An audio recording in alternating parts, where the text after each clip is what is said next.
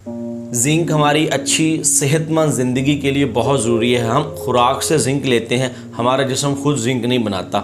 Zinc आपकी जो immunity है इसको बूस्ट करता है, जिस्म में जो क़ुव्वत मुदाफ़त है इसको बढ़ाता है, जो मौसमी बीमारियां होती हैं, जो वायरल इन्फेक्शंस होती हैं उनसे आपको बचाता है, आपके जिस्म को उन बीमारियों के ख़िलाफ़ लड़ने में मदद फ़राहम करता है। इसके अलावा अगर आपके जिस्म में कहीं इन्फ्लेमेशन है, सोजिश है, उसको कम करता है, आपके दिमाग के लिए बहुत ज़्यादा फ़ायदेमंद है और आपकी आँखों की सेहत के लिए बहुत अच्छा है। जब आपके जिस्म में जिंक की कमी होती है तो सबसे पहले नंबर पर आपके जो नाखून हैं वो टूटना शुरू हो जाते हैं।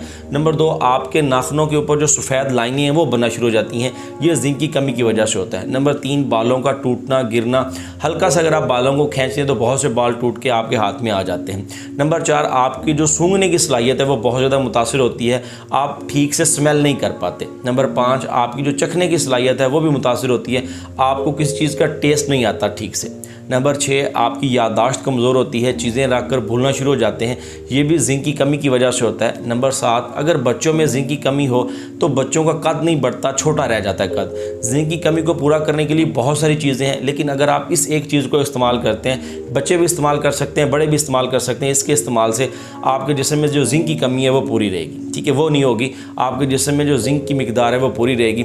आपने पम्पकिन सीड्स लेने हैं, कद्दू के बीज लेने हैं, ठीक है, 1 चम्मच रात को आपने खाना खाने के बाद उनको चबा के खा सकते हैं, जैसे आपका जी चाहे उसको ग्राइंड करके उसमें पानी डाल के पी सकते हैं, उसको दूध में डाल के पी सकते हैं, जिस तरह आपको आसान लगे। ठीक है, कद्दू के बीज 1 चम्मच सुबह और शाम खाना खाने के बाद आपने ओवरऑल पानी के साथ आप इसको चबा चबा के इस्तेमाल कर लें, इससे आपके जिस्म में जो जिंक की कमी है वो पूरी हो जाएगी।